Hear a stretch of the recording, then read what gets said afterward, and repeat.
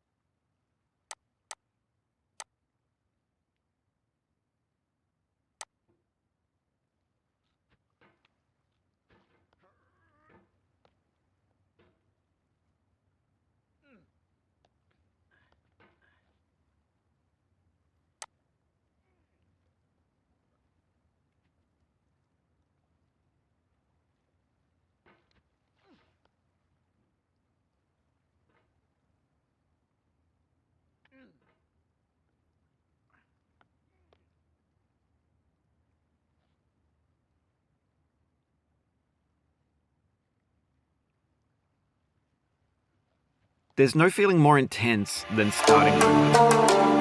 If you deleted your homework the day before it was due, as I have, or if you left your wallet at home and you have to go back after spending an hour in the car. If you won some money at the casino, all your winnings on red but it came up black. If you got your best shirt dry cleaned before a wedding and then immediately dropped food. If you won an argument with a friend and then later discovered that they just returned to their original view.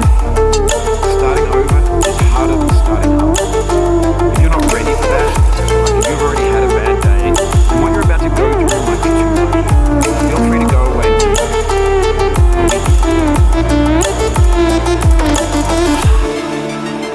Alright, thanks for coming with me on this trip. I'll understand if you have to take a break.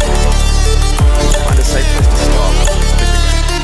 Don't worry, I'll save your progress always, even your mistakes.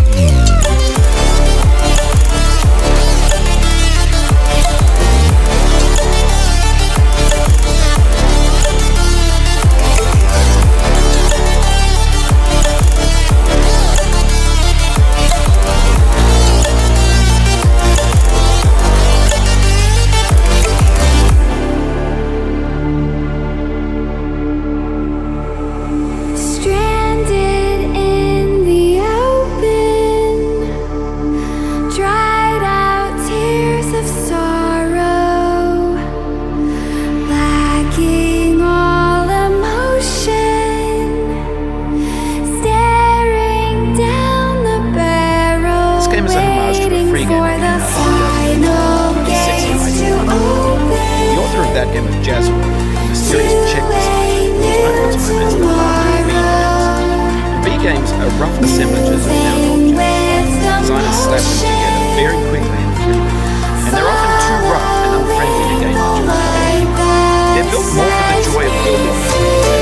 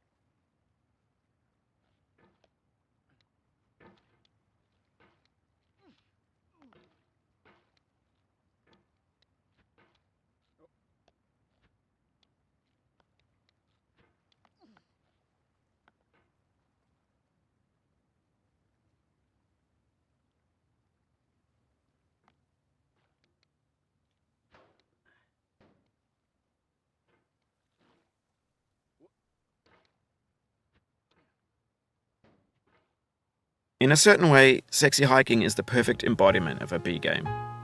It's built almost entirely out of found and recycled parts, and it's one of the most unusual and unfriendly games of its time. In it, your task is simply to drag yourself up a mountain with a hammer.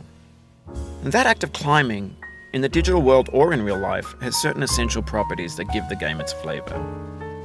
No amount of forward progress is guaranteed. Some cliffs are too sheer or too slippery, and the player is constantly, unremittingly in danger of falling and losing everything.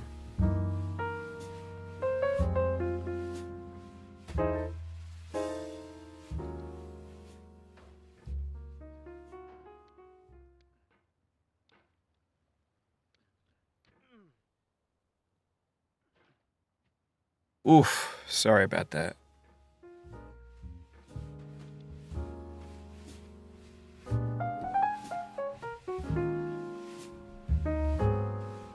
Oh, it happened again.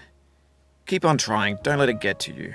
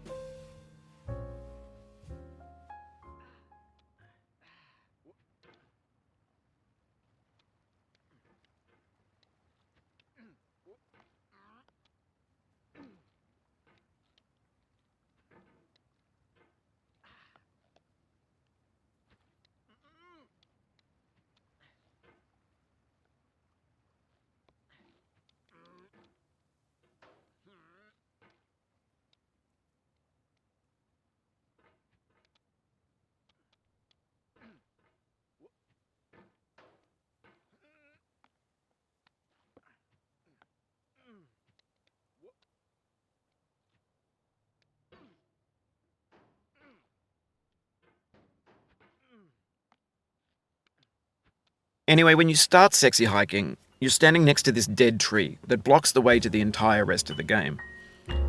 It might take you an hour to get over that tree, and a lot of people never got past it. You prod and you poke at it, exploring the limits of your reach and your strength, trying to find a way up and over. And there's a sense of truth in that lack of compromise. Most obstacles in video game worlds are fake. You can be completely confident in your ability to get through them once you have the correct method or the correct equipment or just by spending enough time. In that sense, every pixelated obstacle in Sexy Hiking is real. The obstacles in Sexy Hiking are unyielding, and that makes the game uniquely frustrating. But I'm not sure Jazuo intended to make a frustrating game. The frustration is just essential to the act of climbing, and it's authentic to the process of building a game about climbing. A funny thing happened to me as I was building this mountain. I'd have an idea for a new obstacle, and I'd build it, test it, and it would usually turn out to be unreasonably hard. But I couldn't bring myself to make it easier. It already felt like my inability to get past the new obstacle was my fault as a player rather than as a builder. Imaginary mountains build themselves from our efforts to climb them, and it's our repeated attempts to reach the summit that turns those mountains into something real.